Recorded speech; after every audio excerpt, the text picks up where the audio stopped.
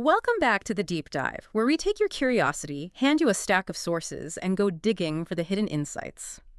Today, we are attempting to recover something considered, utterly priceless. It's a symbol of knowledge lost forever. The Great Library of Alexandria.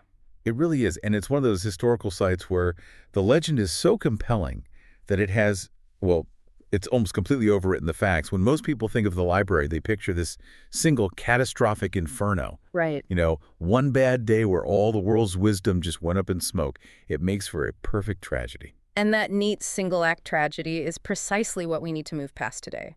Our whole mission with this deep dive is to understand the Library of Alexandria, not as just a victim of fire, but as a revolutionary, state-funded research hub.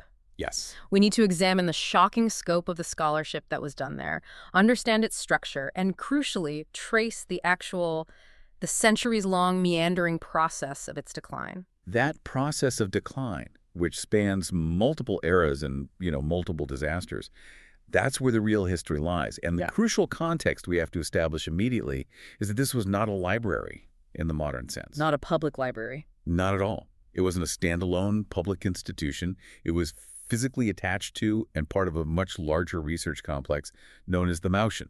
The House of Muses. I love that connection because it just immediately redefines the place, doesn't it? It does. This is literally the root of our modern word museum. It wasn't about lending books to citizens. It was about focused, intense, state-sponsored scholarship. Exactly. The Ptolemies intended Alexandria to be the undisputed capital of knowledge, and the Mouseion was the centerpiece of that global ambition. So to grasp the scale, let's talk numbers, because the sheer size of this collection is astonishing, even though the estimates in our sources vary wildly. They vary so much, and that tells you just how complicated the documentation was. They range from a relatively conservative 40,000 scrolls all the way up to an incredible 400,000. That is an enormous range. But if we lean toward those higher, more common figures, say 400,000 scrolls, what does that actually mean? Well, our sources suggest that this collection would be roughly the equivalent of about 100,000 modern printed books, just given the length of an average scroll. 100,000 books. It was, by any measure, a colossal undertaking for the ancient world. It was intended to be the ultimate collection. Now, while the idea of a universal library may have been first pitched by Demetrius of Phalerum, he was an exiled Athenian statesman and scholar to Ptolemaic Soter. Modern analysis suggests the library probably didn't materialize as a functional physical institution until the reign of his son, Ptolemy II, Philadelphus. Ptolemy II. Right, who governed Egypt from 285 to 246 BC. And that is really our official starting point for the library's golden age. Okay, so let's unpack this Ptolemaic vision. Why did they feel the need to create this monument to knowledge, and why in Alexandria? I mean, libraries existed long before this. We're talking about massive archives like Uruk in 3400 BC. Oh, absolutely. Or the famous library of Ashurbanipal in Nineveh in the 7th century BC. You're absolutely right to ground it in that tradition. The Near East had centuries of experience in collecting and maintaining written records. Even in Greece, Pisistratus had created a major public library in Athens. So what made this different? But the Ptolemies had a singular ambition that just transcended mere collecting. Other Hellenistic kingdoms, they sought impressive collections to demonstrate prestige. The Ptolemies, though, they aimed for nothing less than a repository of all knowledge, a universal library. All knowledge. Every single text ever written in Greek or translated into Greek. That was the goal. That ambition is staggering, and Egypt strategically was just the perfect incubator for this project. The resource advantage was critical. I mean, Egypt was the only region with a truly abundant local supply of papyrus. The paper of the ancient world. Exactly, the primary writing material for scrolls. And papyrus production was basically a state monopoly, which meant the Ptolemies controlled the supply chain for knowledge itself. So they could just outproduce everyone else. At a scale no rival could possibly match at the time. And the sources show that the Ptolemies didn't just sit back and wait for texts to arrive. They had this aggressive, almost industrial strategy for procurement. This was a state operation, aggressive, and very well funded. Yeah. Royal agents were dispatched across the Mediterranean and the Near East with massive sums of money. Their orders were to purchase texts on literally any subject and by any author. Wow. Think of it like ancient venture capitalism, but focused solely on intellectual property. Was there a scholarly criterion they used when they were acquiring these texts? Or was it just grab everything? No, there was a method. There was a pronounced preference for older copies. Older copies, why? This is a crucial scholarly methodology. The assumption was simple. An older copy had undergone fewer copying errors over time and was therefore closer to the author's original authoritative work. This focus on textual fidelity became a hallmark of Alexandrian scholarship. I find Galen's account of the ship decree truly revealing because it shows the state's total commitment to this, even if it bordered on, well, state-sanctioned theft. Yes. It gives us a window into their ruthless approach. That's the anecdote that truly humanizes their ambition. Under Ptolemy II, any books or scrolls found on ships docking in the Alexandrian port were immediately seized by officials. Just taken. Just taken. The state's professional scribes would copy the texts, keep the originals for the library's definitive collection, and then return only the copies to the owners. So you arrive in Alexandria with your prized Homeric manuscript, and you leave port with a highly accurate yet ultimately second-hand copy. Exactly. They were essentially curating and correcting the world's knowledge base through compulsion, justifying it by saying, we can protect this text better than you can. Precisely. This wasn't just about collecting. It was about defining the canonical version of the text. And this commitment extended into the physical space. The Mouseion was located in the royal quarter, the Mouseion, and it was designed as the world's first true university campus. Describe the architecture for us. Our sources mention Greek columns, expansive reading rooms, lecture halls, beautiful gardens. It sounds like an idealized environment for thought. It was. But the core element that unified the scholars was the synodos, the communal dining hall. A dining hall? This wasn't just a cafeteria. It was a ritualized space representing the community of scholars. Sources estimate this community numbered between 30 and 50 learned men early on, all living and dining together. It was deliberately designed to foster collaboration and debate. That focus on creating a community is powerful, and the atmosphere of this intellectual retreat is captured by that famous, evocative inscription above the hall housing the papyrus scrolls, the Bibliotheca. Yes, the phrase that has been quoted for centuries. The place of the cure of the soul. The place of the cure of the soul. It captures the reverence they had for written knowledge, that knowledge could heal intellectual and emotional ailments. But how did the Ptolemies convince the most brilliant minds from Athens, Rhodes, Ephesus? How did they get them to relocate to Alexandria? I mean, intellectual prestige wasn't enough, especially for scholars with families. They removed every possible barrier to entry. Strabo, writing later, details the incredible benefits. Scholars were provided a large salary, free food and lodging, and total exemption from taxes. No taxes. That's a big one. A huge one. The goal was simple, yet revolutionary for the time. Insulate the scholars entirely from the mundane struggles of daily life so they could dedicate every single moment to research and intellectual pursuits. It was arguably the first state-funded permanent think tank. So with the resources secured and the brilliant minds assembled, what did this concentration of intellect actually produce? The golden age of Alexandrian scholarship. It defined methodology for centuries to come. I think we need to appreciate the organizational structure here. The Mouseion was directed by an epistates, a priest of the Muses appointed by the king, but the library itself had a head librarian, and that role carried massive prestige, right? Absolutely. The head librarian served the important dual role as tutor to the king's son. Ah, so you're teaching the next pharaoh. That connection means the director of the library was directly shaping the education and worldview of the future pharaoh. It cemented the library's importance in the political hierarchy. And the first recorded head librarian, Zenodotus of Ephesus, he immediately tackled what I consider one of the most tedious yet necessary challenges of any massive collection. The sheer volume was overwhelming. Zenodotus's most foundational contribution was establishing canonical texts, especially for the Homeric poems, the Iliad and the Odyssey. The bedrock of Greek culture. Exactly. But before Zenodotus, copies were chaotic, full of scribal errors, interpolations, variations. His work provided an authoritative, standard edition. And he also invented something we use every single time we open a dictionary or a phone book. He is the first person known to have employed alphabetical order for organization. Alphabetical order. Initially, he used it for a glossary of rare words. But our sources strongly suggest he applied this systematic approach to organize the entire collection by the first letter of the author's name. This simple act of systematization was revolutionary. It's a concept so ingrained in us we barely notice it, but imagine trying to find a scroll by a particular author among 400,000 without that system. It would have been pure chaos. It democratized access to the information they already possessed.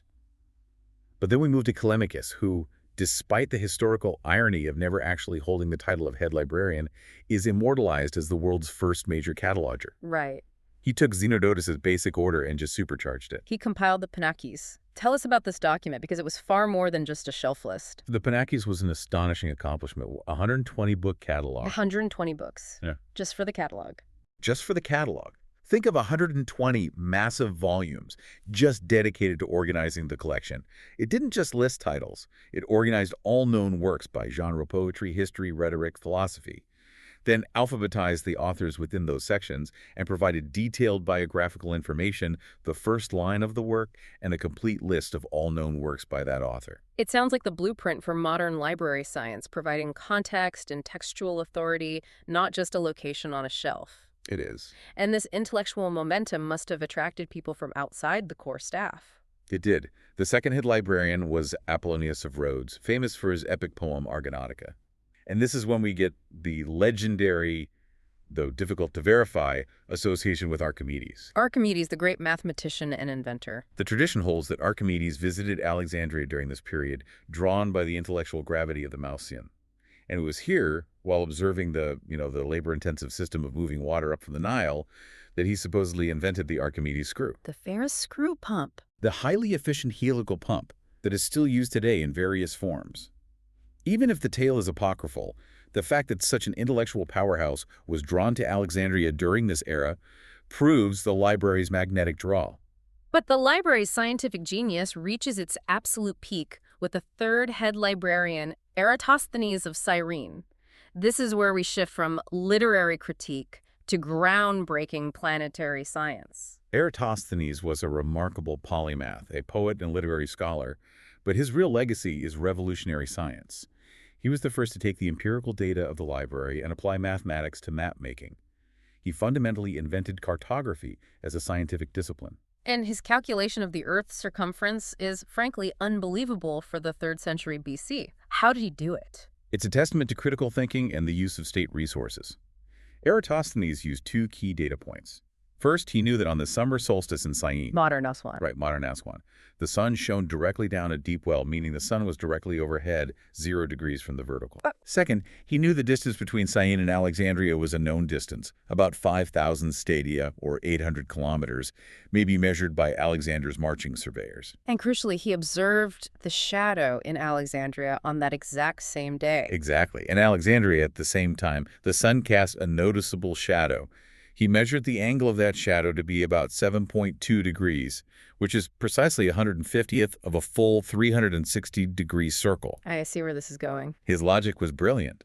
If 7.2 degrees of the Earth's circumference corresponds to the distance between Syene and Alexandria, then the total circumference must be 50 times that distance. And his result. Based on the stadia unit he used, he was off by less than a few hundred kilometers of the actual polar circumference. Wow. Think about the audacity. A scholar in Alexandria measured the entire planet using basic geometry and light.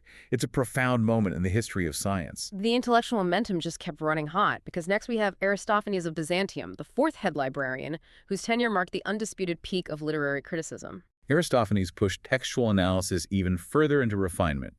Most people are unaware that he uses innovations every time they engage with an ancient Greek text. He invented the system of Greek diacritics. The accent marks. Those accent marks that define pitch, stress, and breath in Greek words, clarifying pronunciation for readers whose mother tongue wasn't Greek.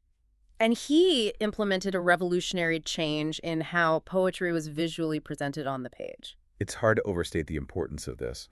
Before Aristophanes, poetry was just written out like prose, line after line, end to end. It was incredibly difficult to read aloud, memorize, or analyze its metrical structure. So what did he do? He introduced the practice of dividing poems into separate metrical lines on the page. He essentially created the modern visual appearance of verse. This made critical textual analysis possible on a whole new level. And he had the wits to back up these innovations. I think the poetry competition anecdote perfectly summarizes the dedication required to run the library. It does. The story goes that he was one of 7 judges in a poetry competition, and while the other 6 judges chose a clear crowd favorite, Aristophanes chose the least popular contestant. That's a bold move. When challenged by the king, he declared that the other 6 poets had committed plagiarism. The king was skeptical. He demanded proof. And what did Aristophanes do? He walked directly into the library and, using his prodigious memory and knowledge of the collection, immediately located the original obscure texts that the 6 favored poets had plagiarized, proving his claim instantaneously. That's amazing. This act of scholarly bravado not only shamed the plagiarists, but earned him the head librarianship. That's the sort of rigor the Ptolemies cultivated. That kind of dedication also drove the Ptolemies to extreme acts of acquisition. Let's return to the story about Ptolemy III borrowing the original manuscripts of the 3 great tragedians, Aeschylus, Sophocles, and Euripides, from the Athenians. This incident confirms that the Ptolemies' focus was always on acquiring the original or most authoritative version of a text, regardless of the cost. The Athenians demanded a massive surety, 15 talents of precious metal, Which was an astronomical sum. hundreds of pounds of silver, as a guarantee that the unique originals would be returned. So Ptolemy III had the texts, and he had the state resources to copy them perfectly. He paid the 15 talents, had expensive, beautiful, high-quality copies made on the best papyrus, and then, rather than return the originals, he sent the copies back to Athens, forfeiting the astronomical guarantee. He just kept them. He kept them.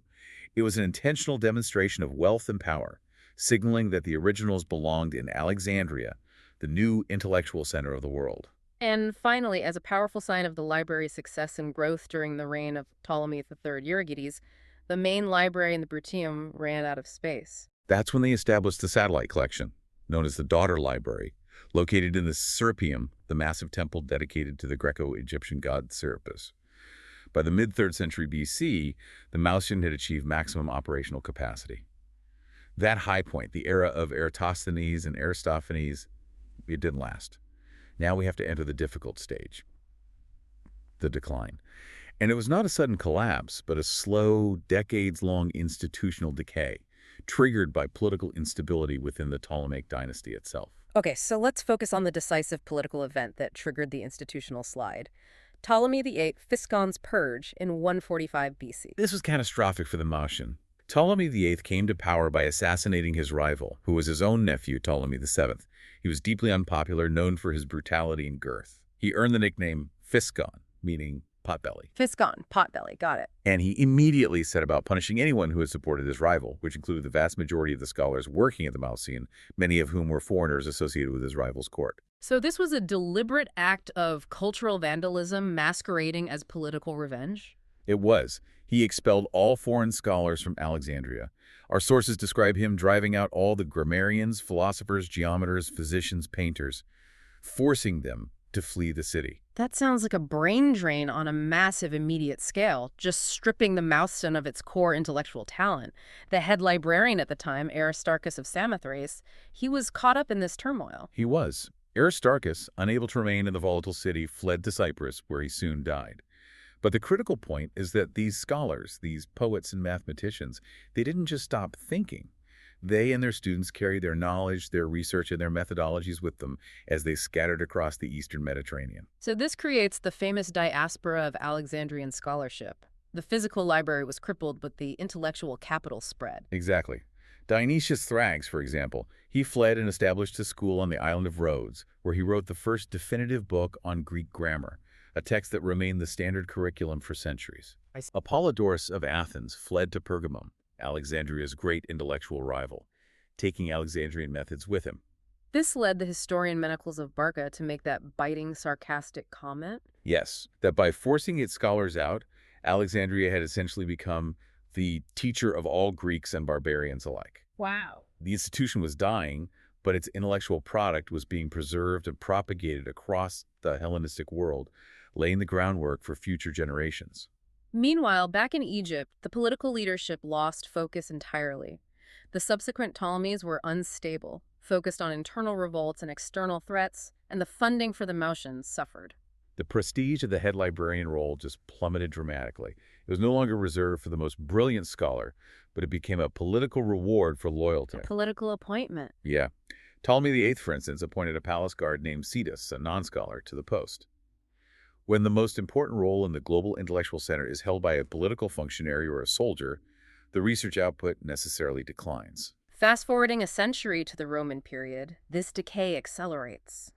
When Rome takes full control, the Mouseion still technically exists, but is it doing any real scholarly work? Very little original work. The Roman Principate took over, and while people still paid lip service to the great institution, Claudius even built an extension membership was granted based on military or political distinction or even athletic prowess rather than scholarly achievement. So it's just the title. It's an honorific. Members were no longer even required to teach or live in Alexandria. It was an intellectual sinecure. And the very term Alexandrian scholarship became a kind of backhanded compliment, didn't it? It did. The focus shifted entirely to pedantry, not creating new works like Eratosthenes, but producing vast, complicated commentaries that merely synthesized the work of earlier, greater Alexandrian scholars.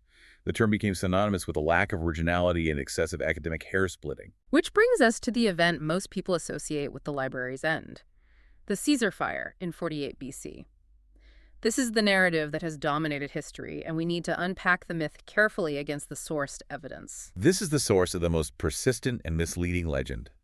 During Julius Caesar's siege of Alexandria, he burned his own ships docked in the harbor to prevent them from falling into the hands of Cleopatra's rival, Ptolemy IV. Okay. The fire spread from the military docks to the port area. And Roman writers, capitalizing on the drama, quickly reported a massive loss.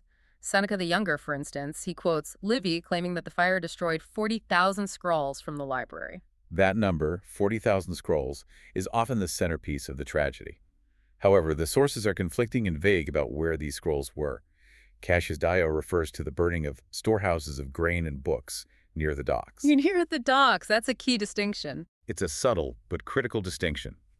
It suggests that Caesar's fire may have destroyed an adjacent warehouse containing unbound copies, newly acquired texts awaiting cataloging, or material stored near the harbor for export, rather than the irreplaceable main collection housed deeper in the Perusian quarter. So was the main library complex completely destroyed or not? The evidence suggests it survived, at least structurally and functionally. We have strong counter-evidence from later witnesses. The geographer Strabo, a dedicated traveler and scholar, visited Alexandria and wrote about the Mouseion decades later, around 20 BC. And if it had been a ruin, he would have said something. He certainly would have noted it. And Mark Antony's rumored gift complicates the picture, too. It does. Plutarch records the rumor that Mark Antony gifted Cleopatra 200,000 scrolls from the library of Pergamum in the years leading up to the Battle of Actium. That's a huge number. While the exact figure might be exaggerated, the transfer of such a massive number of texts would only make sense if the library was still functioning as a major repository and had an immediate need for replenishment, possibly recovering from the damage caused by Caesar's fire. But the most compelling proof that significant resources survived is the career of the scholar Didymus Chalcintyrus. Didymus, whose nickname Bronze Guts suggests prodigious endurance, was also called the book forgetter because he wrote so much he couldn't remember what he had already covered. Okay. He worked in Alexandria shortly after the fire and produced an astonishing number of composite commentaries, somewhere between 3,500 and 4,000 books. 4,000 books. That volume of scholarly output, which is based on comparing and synthesizing existing texts, would have been impossible if the core collection of the library had been eradicated. It indicates that he had access to a substantial, functioning portion of the library's resources. So the library survived the Caesar fire, likely damaged, possibly losing its warehouse contents, but it was still functionally capable of supporting prodigious scholarship well into the Roman era of decline. If Caesar didn't kill the library, what truly delivered the final blows? We have two later and far more devastating chapters that cover the institutional end of the Mouseion and the destruction of the daughter library. If the Mouseion survived Caesar, its definite end came much later, in the late 3rd century AD. We know references to the Mouseion disappear entirely from historical records after the 260s. Okay. The main library was located in the Perusian quarter, and that section of the city became ground zero for imperial warfare. Which war? The likely final destruction of the main Mouseion complex came between 270 and 275 AD, during the period when Alexandria was involved in the Palmyrene invasion. The imperial counterattack, led by Emperor Aurelian, resulted in the complete destruction of the Perusian quarter. So just leveled. This violence, not a single accidental fire, would have obliterated the structure and any surviving collection housed there, which was already suffering from chronic neglect and underfunding. That sounds like the definitive end for the original Ptolemaic institution. It was the fatal blow. Any remaining fragments were likely damaged further during Emperor Diocletian's prolonged siege of Alexandria in 297 AD, which else saw the Broshan quarter ravaged yet again. By the start of the 4th century, the great Mouseion institution was physically and functionally extinct. But that leaves the daughter library in the Serapeum. This is where we encounter the next destruction narrative, often framed as a conflict between rising Christian authority and pagan resistance. Right. The Serapeum was still a vibrant cultural and pilgrimage center for pagans and a stronghold for Neoplatonist philosophy followers of Iamblichus well into the late 4th century. So what happened in 391 AD when the temple was destroyed? The sequence of events is crucial. Bishop Theophilus of Alexandria, empowered by a decree allowing the destruction of pagan temples, supervised the demolition of pagan cult objects. And this provoked a response. It did. The pagan teachers and followers at the Serapeum retaliated by seizing the temple complex and launching a guerrilla attack against the Christians from within the temple walls. In response, Christian forces demolished the magnificent Serapeum temple itself. So the physical temple was demolished, ending its function as a pagan center. But what about the actual book collections stored there? This is the subject of scholarly debate. While the temple was certainly destroyed, the extent of the book collection that was destroyed is highly uncertain. If a significant collection survived the 3rd century wars, it would have been stored here. But only one source, Rosius, explicitly mentions the burning of books during this event. Other contemporary sources, written after the destruction, refer to the collection in the past tense. So it might have already been gone. It suggests that even the Serapeum's satellite collection may have already dwindled significantly over the previous century of institutional decay, lack of funds, and urban violence.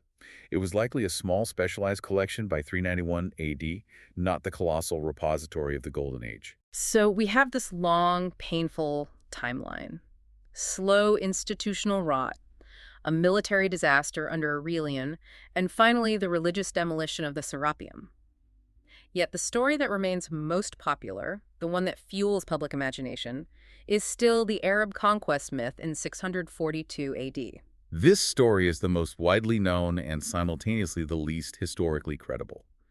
It represents the perfect tragic ending, but it first appears in late Arabic accounts, recorded over 500 years after the conquest by figures like Al-Kifti. 500 years later. The story claims that Caliph Umar, when asked what to do with the library's contents, issued the infamous order. And the rationale for burning them. The famous quote attributed to Umar is the ultimate expression of single-minded religious certainty. If those books are in agreement with the Quran, we have no need of them. And if these are opposed to the Quran, destroy them. And the story ends.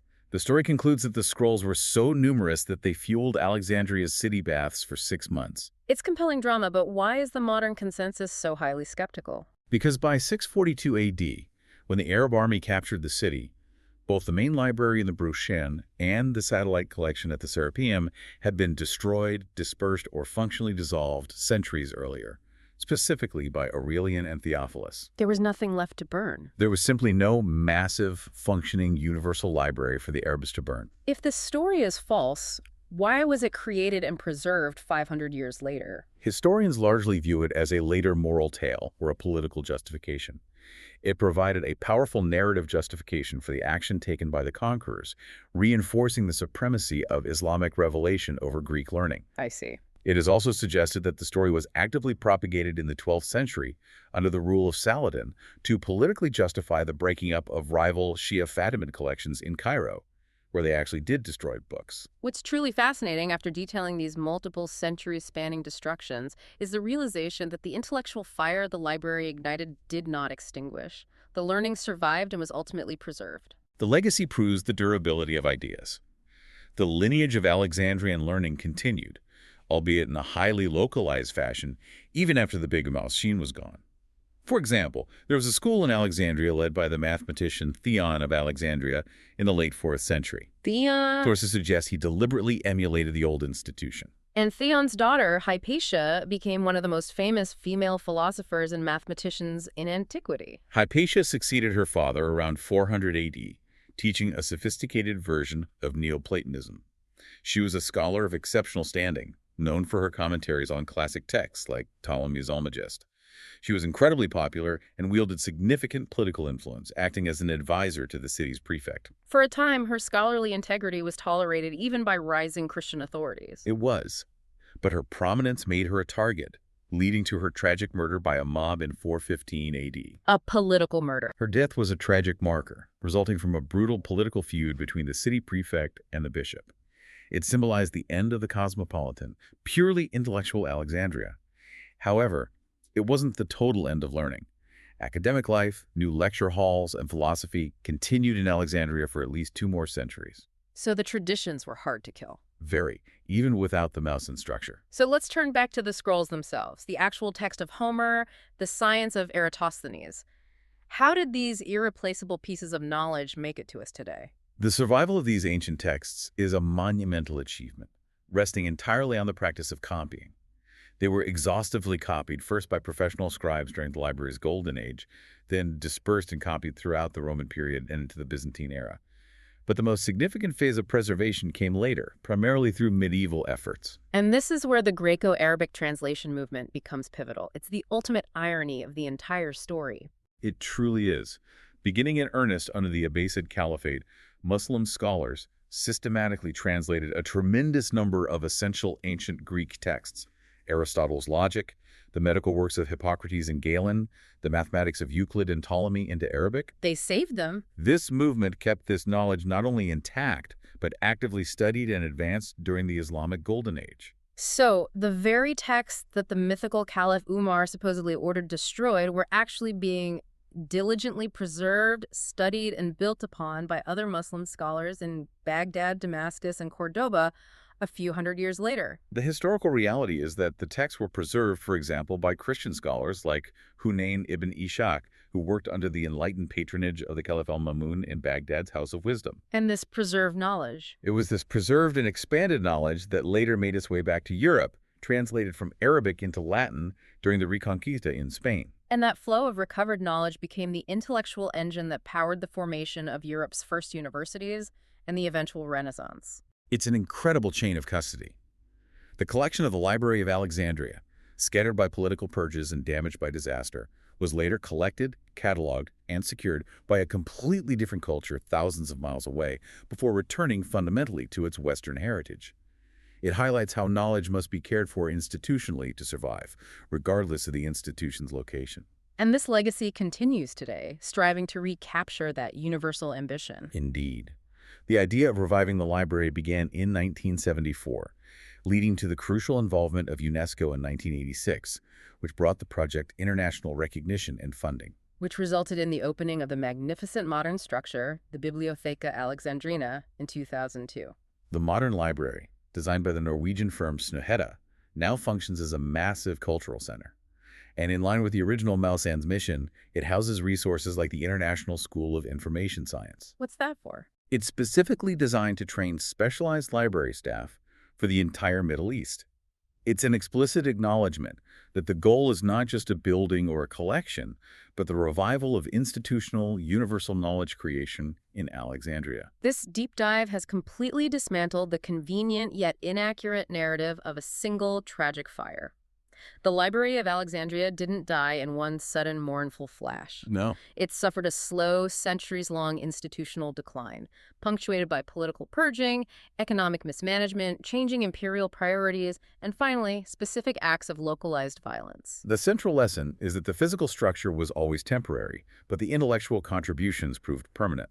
The Ptolemies aimed to collect all written knowledge within a building, and that physical ambition ultimately failed. Right. However, the scholarly methods devised there, the systems of alphabetization, the textual criticism that established authoritative versions of Homer, the scientific mapping techniques of Eratosthenes, all survived its destruction through the diaspora of scholars and the immense efforts of copiers and translators across subsequent civilizations.